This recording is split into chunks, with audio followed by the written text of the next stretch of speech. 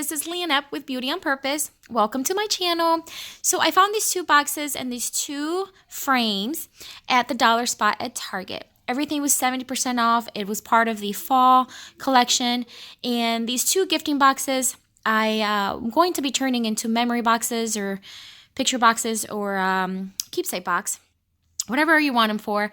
I just thought they were a little too plain for my preference, so I'm going to be redoing them. And the two frames, in the top, I also found at the spot.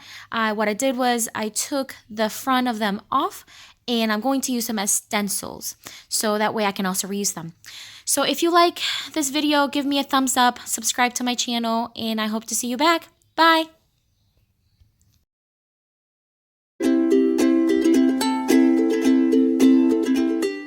Alright, so to begin, we got to fix this corner that was a little bit mistreated. And I'm just using some Gorilla wood glue and just spreading it around, putting everything back together. I'm going to leave it overnight to dry.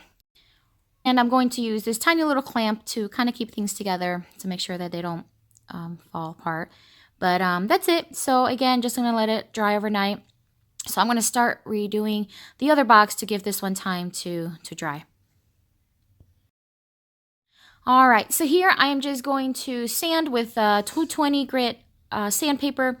I'm going to follow the grain of the wood. I just want every part of the box to be nice and smooth to get it prepped for the paint. And then, of course, remove all the dust from the sanding. So here I'm just going to be using this Ultra Behr dark gray paint and a cheap brush. Doesn't have to be expensive at all. I'm just going to be using it to add a dark base. That way when I'm distressing and after I put the top coat, it's the dark color that's coming through as I'm distressing. I hope that makes sense. You'll see it when I'm doing it. It doesn't have to be perfect. It's just adding some color to the base, and as long as the entire box is covered, that's all you need. Let it fully dry, and that's it. So the base color is fully dry. I'm going to be adding a very light coat of polycrylic.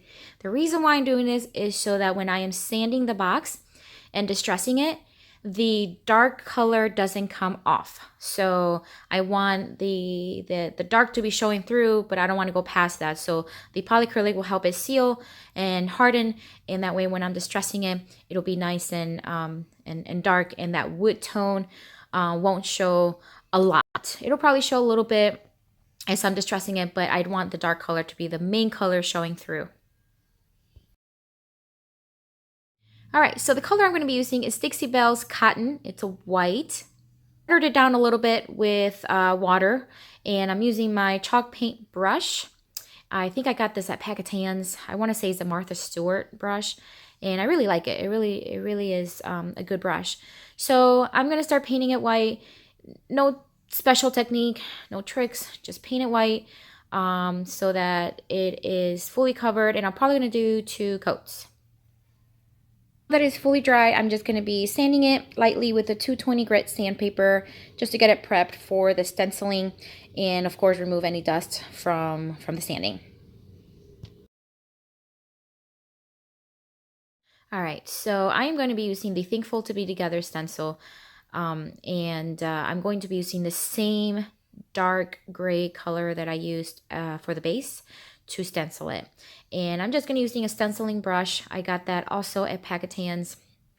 And as you know, when you're stenciling, you want to make sure you don't have a lot of paint on your brush, so just kind of dab it to make sure that it doesn't bleed through. So keep stenciling it. I noticed that because the stencil is that metal material, was a little harder, so I had to press down against the frame, but it worked. So I'm done with the stenciling. I am pulling it off, and I absolutely love the way it came out. It's super cool. There was a little bit of bleeding through, but overall it was really good. Now to my favorite part, distressing. I love this part, my absolute favorite. I started with the top, just doing the corners, and I started with a 220 grit sandpaper. I then moved to a 100 grit.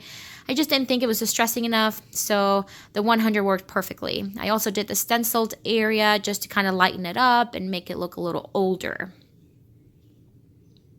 So I just continue to distress, particularly in the corners and the edges where it would normally have wear and tear.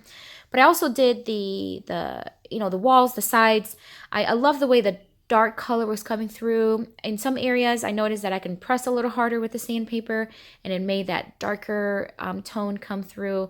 And I absolutely loved it. It was exactly how I wanted it to turn out. It looked old. It looked just used, and that's what I wanted to go with. And so I absolutely loved it, and I'm so glad I did the dark tone underneath the white.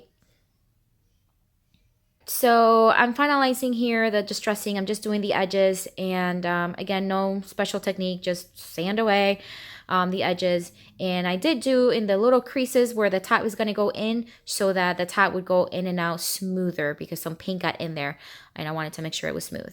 A piece of contact paper, gray and white. I think it looked good with the box. I measured it, cut it, and make sure that it fit. And then now I'm just going to peel the back off and put it on. And no special technique, just put it in, make sure there's no bubbles, flatten it out, and that's it. So here I'm just flattening it out, getting out any bubbles.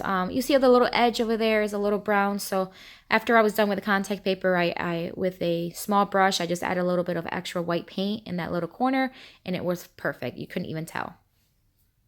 This is how it turned out from this brown little plain box to this beautiful memory box, and I'm absolutely in love with it. Love the way it turned out.